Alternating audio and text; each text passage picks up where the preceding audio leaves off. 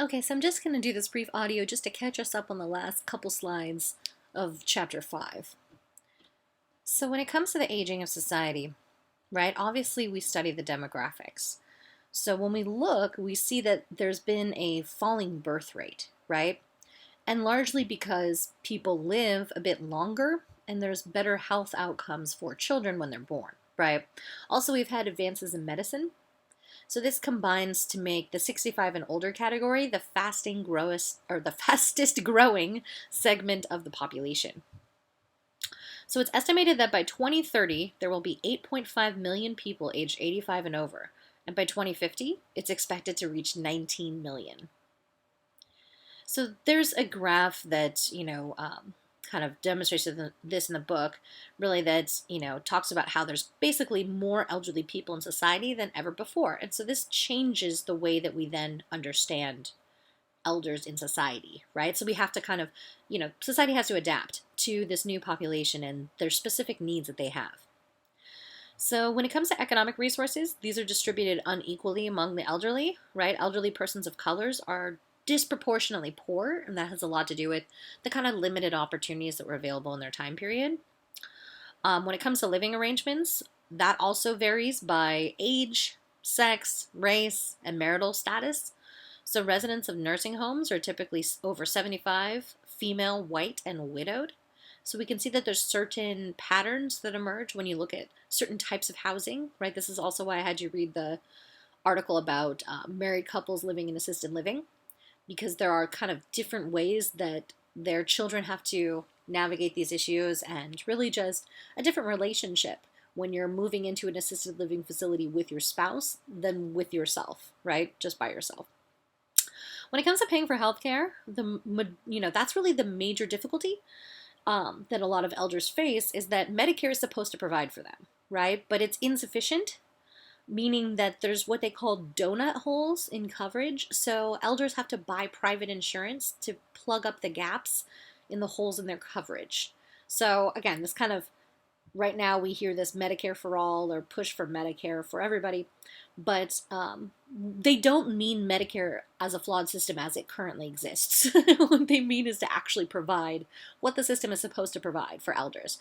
But largely it's been cut and whittled away at over years and years by those that consider it an entitlement, even though it is an earned credit. Like, it's something that you paid into your entire work life and therefore you earned it. You paid for it, right? But there's kind of this talking point in conservative circles that it's a cultural entitlement, right?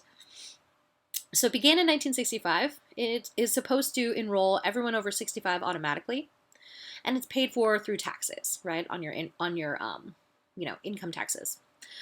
So that's a huge problem when you talk about there is a system that's supposed to be providing for these services for the elderly, but because of the kind of nature of our for-profit capitalistic healthcare system, there is an incentive for them to charge a lot of money for certain surgeries or care that elders need, for certain living facilities, for certain, prescription drugs and things like that that they rely on to remain alive. So growing older or just becoming elderly in our culture is also related to a lot of different role transitions, right? So, there's retirement, right? As most people retire between the ages of 60 and 70. And for some people, this is a very difficult stage, right? They don't feel as useful as they used to, as a lot of our identity is tied up in our capitalist jobs. So retirement also means less income. So that means kind of a different lifestyle that has to be approached. Or oftentimes there's a lot of planning that has to go into trying to have that retirement, right? So when it comes to another transition from independence to dependence, so adulthood is a time of financial and social independence from others. But towards the end of our lives, when we become elderly, we become more dependent on others, right? So it may be, you become dependent on your adult children or someone else to basically get from place to place to do the normal things that you do every day. And this shift is often difficult for elderly people and their caregivers, whether it's just the physical necessity of having someone help you in and out of a car or take you, physically to a location, or if it's just really the status loss and the emotional kind of impact of not having your independence anymore. Another role transition is widowhood. Obviously, the probability of becoming a widow increases with age. And widowhood is a social disruption, right? It's it changes your everyday life because all of a sudden this person that you've spent maybe even most of your life with is just gone, right? And it's trying to relearn who you are in the context of their absence, right? So widowhood, again, a social disruption. It seems to be in the research more difficult for men than for women to adapt from, but this might largely be from the kind of cultural roles of past generations where men were just kind of more dependent on women for domestic labor, cooking, kind of taking care of those things anyway. So this might be the first time you've ever had to really provide for yourself for those particular things now that this, spouse is gone.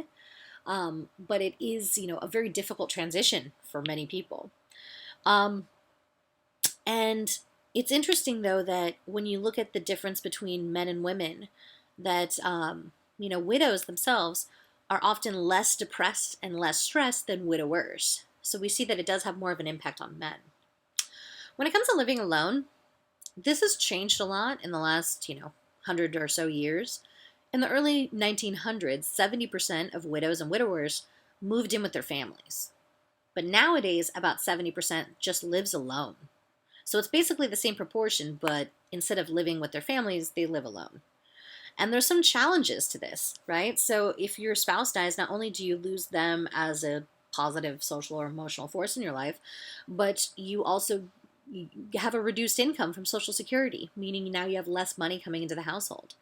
If you're living alone, then if you have any sort of illness, there's no one to help you. There's no one to, caretake you. And also just the social isolation of being alone, of not having maybe as much mobility or things like that. They can just kind of leave you stuck at home. Another role transition, impending death, dun dun dun, right?